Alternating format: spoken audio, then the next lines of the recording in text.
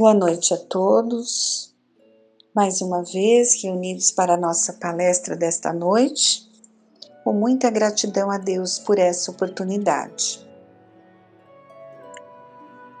Vamos refletir hoje sobre um tema que é muito estudado na doutrina espírita, que é a questão da obsessão.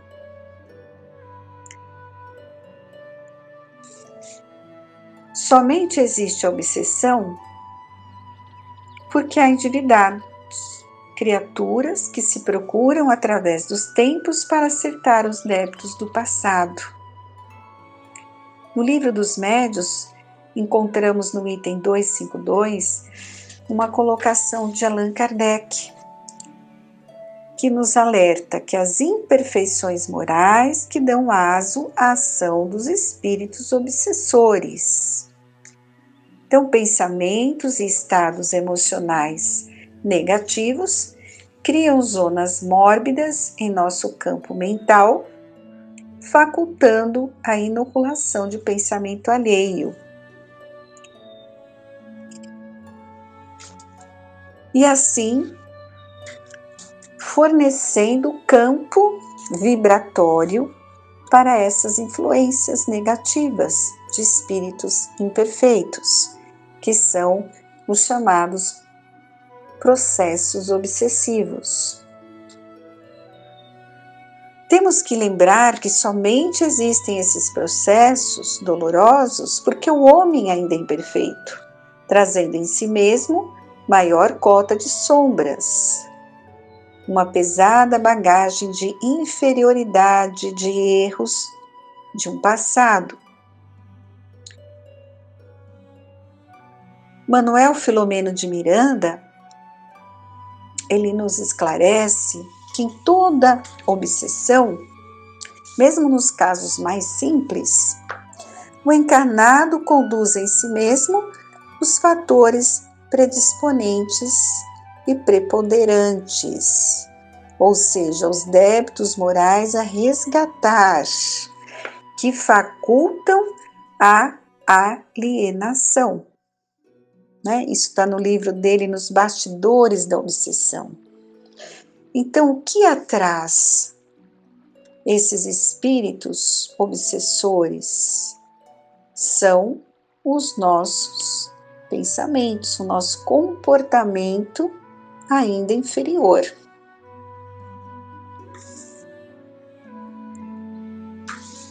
E quem são os nossos obsessores, A Sueli Caldas Schubert foi uma estudiosa, assim como também a Ivone Pereira.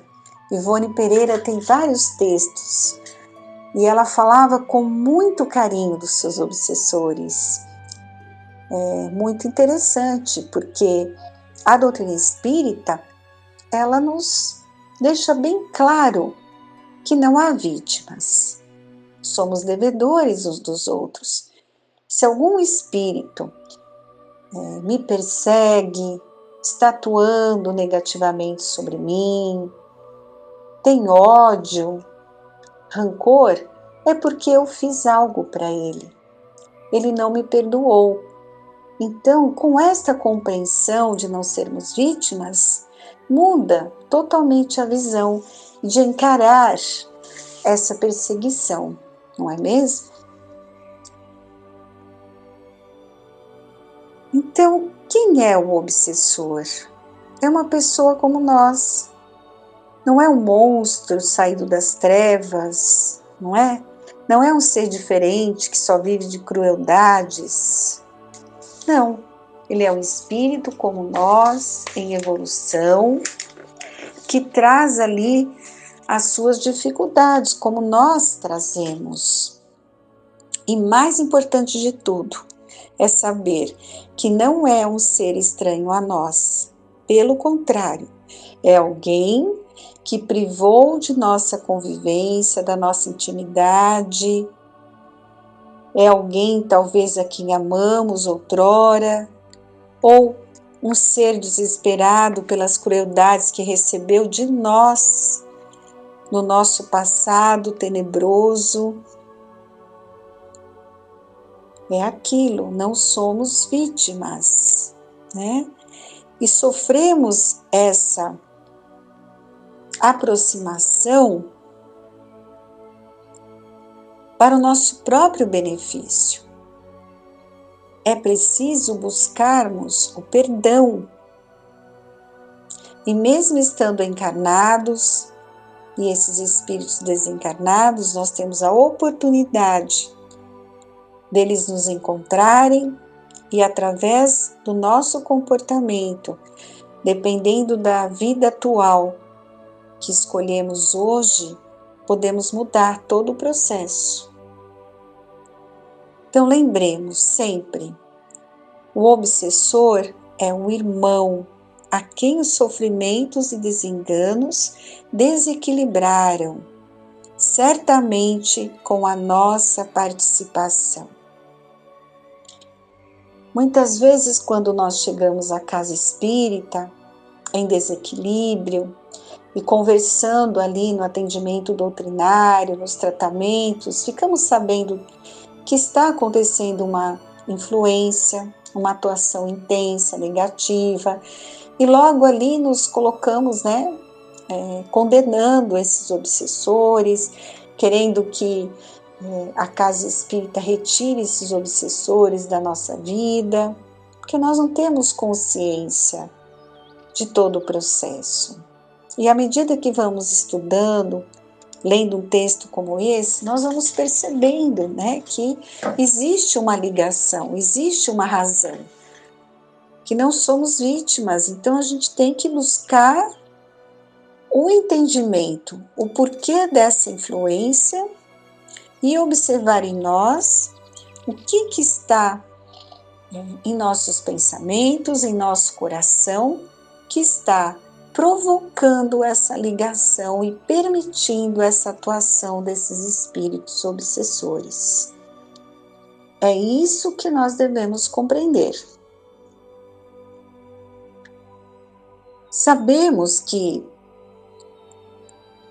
a atuação desses espíritos realmente não nos faz bem, pelos prejuízos que a sua aproximação e sintonia podem ocasionar. Sabemos que não é fácil para aquele que está ali recebendo, esta influência, perdoar, mas é o caminho correto a seguir.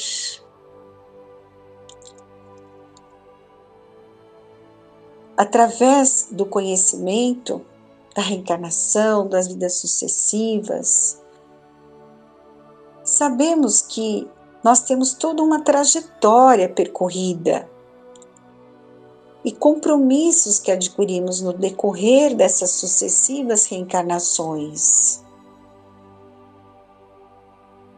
Então, com certeza, muitos erros cometemos. Então, perdoar é o caminho.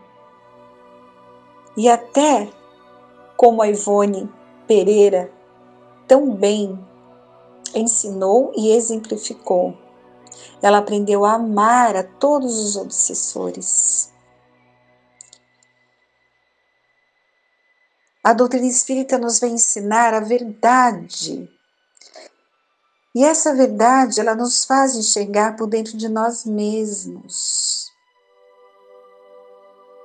Nós não podemos temer o autoexame, a autoanálise, para que a gente possa enxergar as nossas deficiências.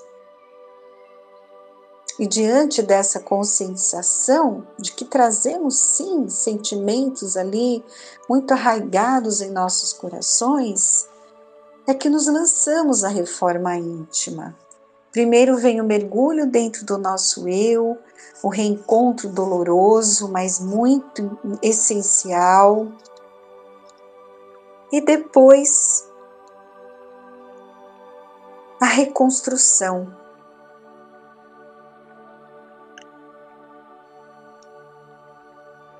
Uma questão muito interessante, quando o obsessor ele surge em nosso caminho, ele nos enxerga tal qual fomos ou somos. Ele nos conhece de longa data e não se iludirá se hoje nos apresentamos com outra capa, outro corpo. Ele nos vê tal como nos viu quando nos defrontamos no pretérito. Para ele, o tempo parou no instante em que foi ferido mortalmente, no momento em que teve seus sonhos destruídos e quando se sentiu traído ou injustiçado. O tempo parou ali e, consequentemente, aquele que está sendo perseguido é também a mesma criatura, para a qual não haveria nenhum modo de mascarar-se caso tentasse. Eles nos conhecem, né? Mesmo nós estando num corpo diferente, mas a alma, o espírito é o mesmo. Então, eles nos conhecem de outras encarnações, por isso que nos encontram e sabem que somos aquele espírito que prejudicamos ele no passado. Então, todo obsessor é um irmão enfermo e infeliz. Ele está dominado por uma ideia fixa de vingar-se. Ele esquece de tudo e passa a viver em função dessa vingança, do alvo dos seus planos, né? E eles não são totalmente maus. É preciso que nós lembremos disso. Ninguém é absolutamente mau. São doentes da alma, mas todos possuem sementes de bondade, recursos positivos que estão abafados, adormecidos. Então, todos os obsessores e também aqueles que são os obsediados são todos espíritos, como nós, são seres que sofrem, são carentes de afeto, compreensão e amor, seres infelizes para os quais o Espiritismo veio trazer o consolo e a esperança de uma vida nova de amor e paz. E lembremos, nem todo obsessor tem consciência do mal que está praticando. Existem muitos que agem por amor, por zelo, pensando em ajudar ou querendo apenas ficar junto do ser querido e acabam provocando situações de influência negativa. Lembremos sempre a assertiva do Mestre Jesus: eu não vim para o justo, mas para o pecador.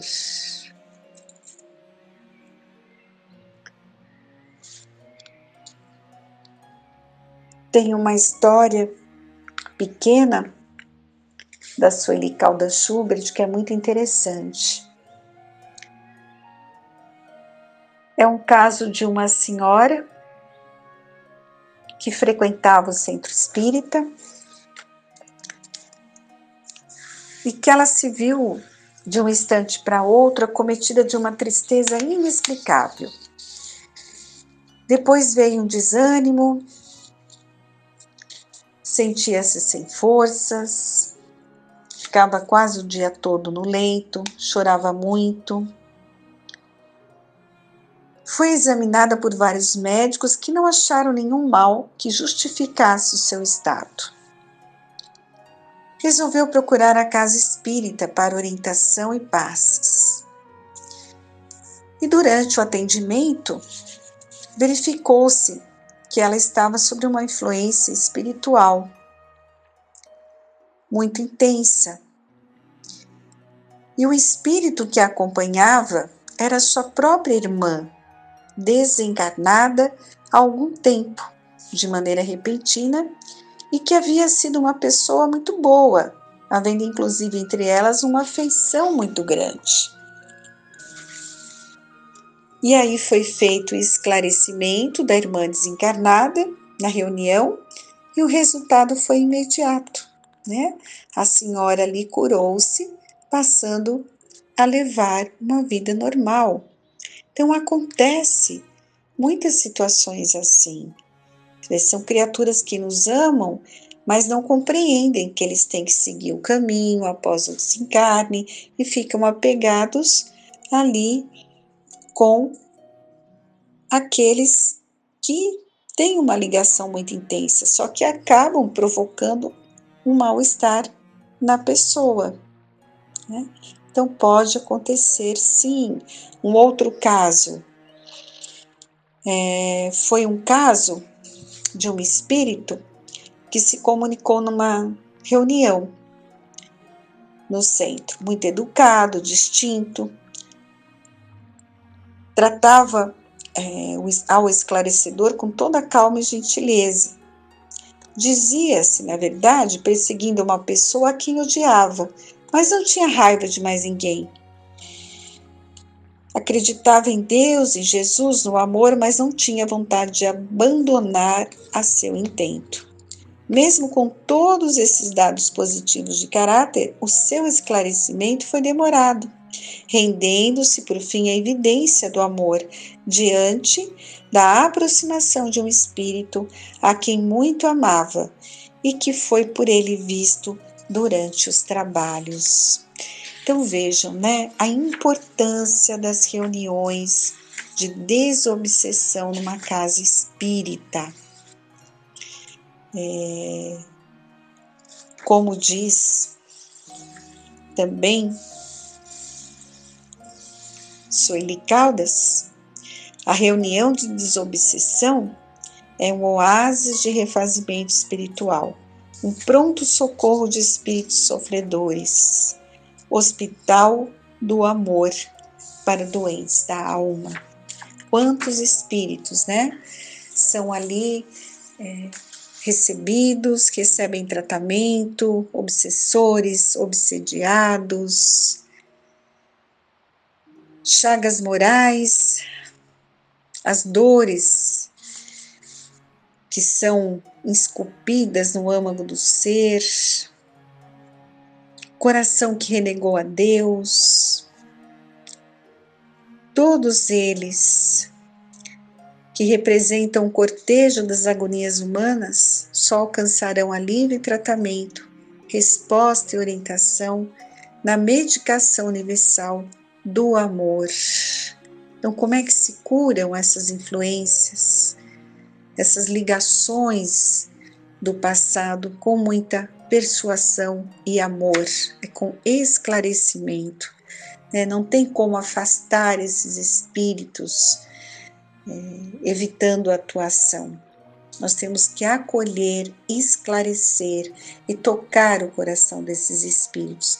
Daí a importância do obsediado, daquele que sofre a influência, se ajudar, né? Transformando o seu comportamento, retirando do seu coração, dos seus pensamentos, todo o material fluídico negativo que atrai e que permite que esses espíritos atuem sobre ele.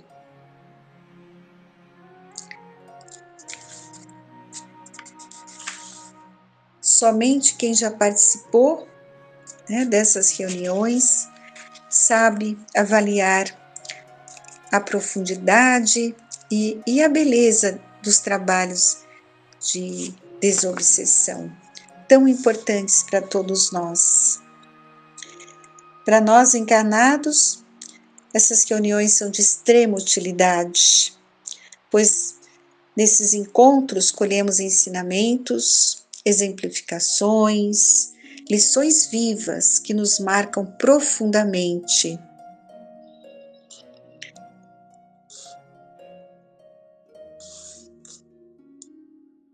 E lembrar que toda casa espírita é um pronto-socorro espiritual, um hospital de espíritos. Abençoadas sejam todas as casas, né? E lembrar que é uma oportunidade muito grande de estarmos ali vivenciando esses momentos, de nos reconciliarmos com todos esses espíritos, aos quais, com certeza, prejudicamos no passado e hoje. Deus nos concede a oportunidade de estarmos juntos e tentar o perdão das ofensas o quanto antes. Então fica aqui a nossa reflexão desta noite com relação a esse tema que a doutrina espírita tão bem nos esclarece. E a nossa prece hoje vai ser para todos aqueles espíritos aos quais prejudicamos, que sintam em nós a vontade de nos melhorar, que possam enxergar que estamos tentando nos transformar em uma pessoa melhor. E fica o nosso pedido a Deus e a Jesus, que ampare a todos esses que perseguem, que caluniam. Lembremos sempre da mensagem de Jesus: amai os vossos inimigos. Então, que possamos verdadeiramente compreender que aqueles que nos perseguem estão nos cobrando algo que deixamos de fazer. Então, que Jesus, esse Mestre, possa nos dar força e coragem para desenvolver em nós o perdão e a prática do amor verdadeiro. Que assim seja.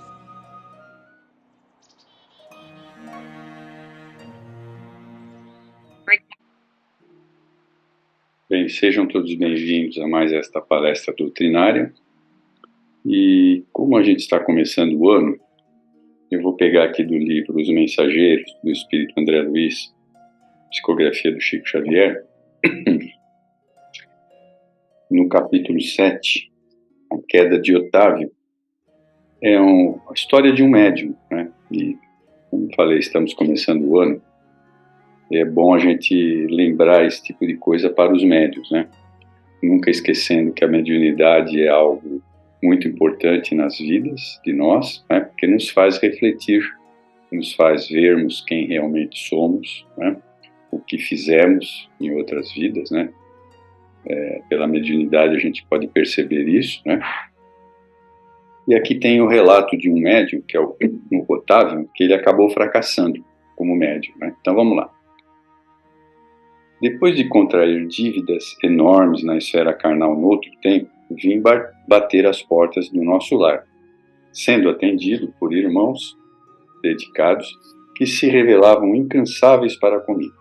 Preparei-me, então, durante 30 anos consecutivos para voltar à Terra em tarefa mediúnica, desejoso de salvar minhas contas e levar-me alguma coisa, né? Então vejam, o Espírito está contando aqui que ele se dedicou lá no plano espiritual 30 anos para exercer a mediunidade. Então vocês vejam que quem tem a mediunidade, principalmente a ostensiva, né, nunca está sós. Por quê? Porque tem todo um preparo lá no plano espiritual para chegar até onde a gente chega aqui no plano terrestre. Então, vamos pensar seriamente sobre isso. Não faltaram lições verdadeiramente sublimes, nem estímulos santos ao meu coração imperfeito. O Ministério da Comunicação ofereceu-me com todas as facilidades e, sobretudo, 6 entidades amigas movimentaram os maiores recursos em benefício do meu êxito. Técnicos do auxílio acompanharam-me à Terra nas vésperas do meu renascimento, entregando-me um corpo físico rigorosamente sadio, segundo a magnitude dos benfeitores daqui, ser-me-ia concedido certo trabalho de relevo na esfera de consolação às criaturas.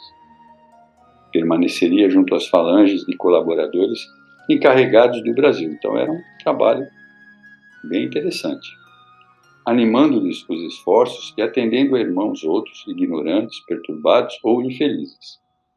Matrimônio não deveria estar na linha de minhas cogitações. Não que o casamento possa colidir com o exercício da mediunidade, mas porque o meu caso particular assim o exigia. Então, não estava previsto ele casar. Nada obstante, solteiro deveria receber, aos 20 anos, os 6 amigos que muito trabalharam por mim em nosso lar, os quais chegariam ao meu círculo como órfãos. Meu débito para com essas entidades tornou-se muito grande, e a providência não só constituiria agradável resgate para mim, como também garantia de triunfo pelos serviços de assistência a elas, o que me preservaria o coração de leviandades e facilitações, porquanto o ganha-pão laborioso me compeliria a não ceder às sugestões inferiores dos domínios do sexo e das ambições incontidas. Ficou também acertado que minhas atividades novas começariam com muitos sacrifícios, para que o possível carinho de outrem não amolecesse a minha fibra de realizações, e para que não escravizasse a minha tarefa às situações caprichosas no mundo, distante dos desígnios de Deus, sobretudo para que fosse mantida a impessoalidade do serviço. Mais tarde, então, com o decorrer dos anos de edificação, me enviariam do nosso lar socorros materiais cada vez maiores, à medida que fosse testemunhando renúncia de mim mesmo, desprendido das posses efêmeras, desinteresse pela remuneração dos sentidos, de maneira a intensificar progressivamente a semeadura de amor e confiança às minhas mãos. Né? Então, veja, existe um planejamento do plano espiritual. Nenhum médium vem para cá sem esse planejamento, sem várias instruções, vários cursos lá no plano espiritual e um programa definido. Agora, cabe a nós cumprirmos esse programa definido. Né? Aí eu pergunto, você aí que está me ouvindo, está cumprindo esse programa definido? Então vamos lá. Tudo combinado. Voltei não só prometendo fidelidade aos meus instrutores, como também hipotecando a certeza do meu devotamento a 6 entidades amigas a quem muito devo até agora. Otávio, nesse momento, fez uma pausa mais longa, suspirou profundamente e prosseguiu. Só para constar, ele está contando essa história para o André Luiz, tá? O Otávio. Mas, ai de mim, que olvidei todos os compromissos. Os benfeitores do nosso lar localizaram-me ao lado de verdadeira serva de Deus.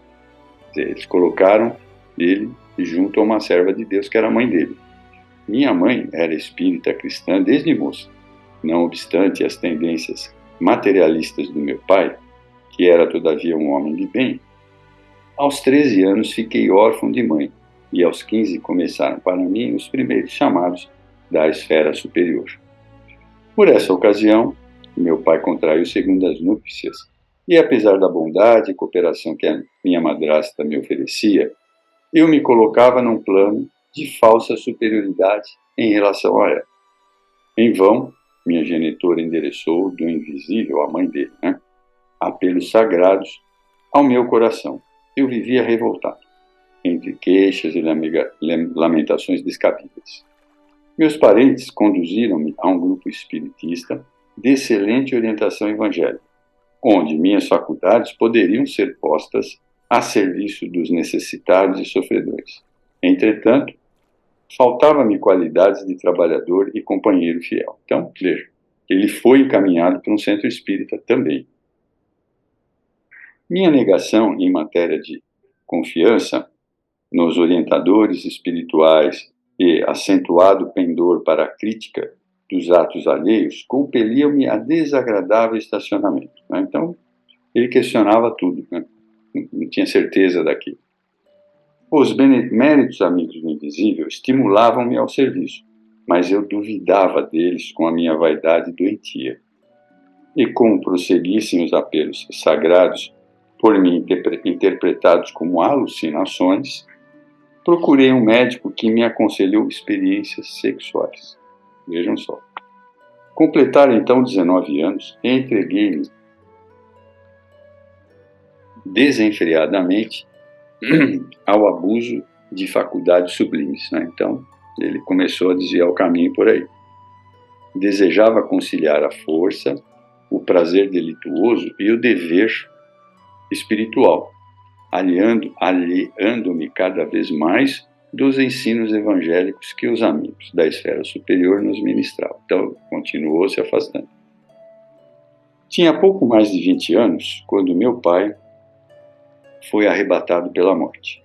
Com a triste ocorrência, ficavam-me na orfandade 6 crianças desfavorecidas, que eram justamente aquelas 6 entidades que ele deveria cuidar, né? E que ajudaram ele muito lá no plano espiritual, no nosso lar. Então, com a triste ocorrência, ficavam na orfandade 6 crianças desfavorecidas, porquanto minha madrasta, ao se consorciar com meu genitor, lhe trouxera para a tutela 3 pequeninos. Em vão implorou-me socorro a pobre viúva. Nunca me indaguei a aceitar os encargos redentores de que me estavam destinados. Após 2 anos de segunda viuvez, minha desventurada madrasta foi recolhida a um leprosário. Então, quer dizer, ela largou as crianças também porque ela ficou doente. Afastei-me, então, dos pequenos órfãos tomados de horror. Abandonei-os definitivamente, sem refletir que lançava meus credores generosos do nosso lar a destino incerto. Então, quer dizer, ele tinha que cumprir aquela situação de cuidar dessas 6 entidades, e ele simplesmente as largou, né? Assim como a própria mediunidade. Em seguida, dando largas à ociosidade, cometi uma ação menos digna e fui obrigado a casar-me pela violência. Mesmo assim, porém, persistiam os chamados do invisível, revelando-me a inesgotável misericórdia do Altíssimo. Então, veja, mesmo ele fazendo tudo errado, o plano espiritual estava sempre procurando alertá-lo. Mas, como a gente sabe, os espíritos, eles respeitam o nosso livre-arbítrio, né? Embora ele recebesse os chamados, ele simplesmente não os ouvia, foi ignorando tudo. Contudo, à medida que olvidava os meus deveres, toda tentativa de realização espiritual figurava-se mais difícil. E continuou a tragédia que inventei para o meu próprio tormento. A esposa que me ligara, tão somente por apetites inconfessáveis, era criatura muito inferior à minha condição espiritual e atraiu uma entidade monstruosa em ligação com ela para tomar o papel do meu filho. Releguei à rua 6 carinhosas crianças cuja convivência concorreria decisivamente para a minha segurança moral, mas a companheira e o filho, ao que me pareceu, incumbiram-se da vingança. Ou seja, né, a gente vai se desviando do caminho, então aquilo que estava programado para a gente acaba não ocorrendo e as dificuldades vão aumentando. Então, a esposa e a criança ainda fizeram mais dificuldades na vida dele, porque ele desviou do caminho. Atormentaram-me ambos até o fim da minha existência, quando para aqui regressei, mal tendo completado 40 anos de idade, roído pela sífilis, pelo álcool e pelos desgostos, sem nada haver feito para o meu futuro eterno, sem construir coisa alguma no terreno do bem. Enxugou os olhos úmidos e concluiu: como vê, realizei todos os meus condenáveis desejos, menos os desejos de Deus. Foi por isso que fali, agravando antigos débitos. Nesse instante calou-se como se alguma coisa invisível lhe constrangisse a garganta. Abracei, o André Luiz, né, abraçou com simpatia fraternal, ansioso de proporcionar estímulo ao coração. Mas Dona Isaura aproximou-se mais, acariciando-lhe a fronte e falou: não chores, filho. Jesus não nos falta com a bênção do tempo. Tenha calma e coragem. E, identificando-me o carinho, meditei na bondade divina que faz ecoar o cântico sublime do amor de mãe, mesmo nas regiões do além-morte, né? Então, veja, por essa história aqui, nós podemos tirar uma série de conclusões, né? Primeiro é que a espiritualidade sempre se preocupa com nós, né? Muitas vezes a gente se crê sós, mas nunca estamos sós, né? Então, os médiuns, principalmente, como foi relatado ali, ele simplesmente ficou 30 anos estudando para que ele pudesse exercer a mediunidade na Terra, né? E mesmo ele errando, saindo do caminho, a espiritualidade sempre procurando mostrar para ele que ele estava errado. Mas tem aquela situação, nós ainda continuamos sendo muito difíceis, somos espíritos milenares, trazendo aquela carga de deficiência espiritual de muitas e muitas encarnações. E isso é que faz com que a gente não trace o caminho determinado que nós mesmos pedimos para trazer, né? Então, veja, a mediunidade é algo que a gente pede, né? Por quê? Porque nesse momento de transição planetária, nós sabemos que a gente não consegue mais efetuar um ajuste com todos aqueles com quem nós tivemos problemas em outras vidas. É muito difícil, porque não tem mais tempo.